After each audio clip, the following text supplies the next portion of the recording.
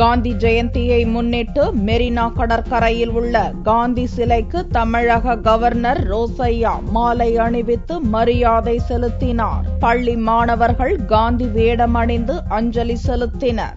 மகாத்மா காந்தியடிகளின் 144வது பிறந்த நாள் விழா தமிழகம் முழுவதும் பல்வேறு பகுதிகளில் கொண்டாடப்பட்டது.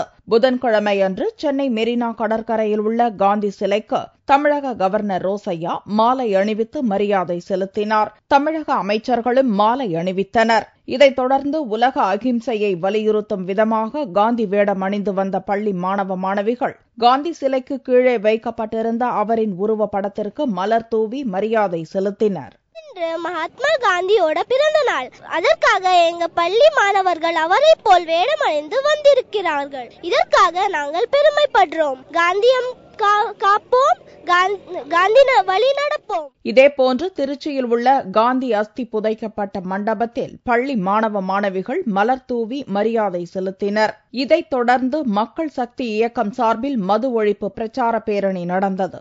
அப்போது மதுவால் ஏற்படும் தீமைகள் குறித்து துண்டு பிரசுரங்கள் விநியோகிக்கப்பட்டன.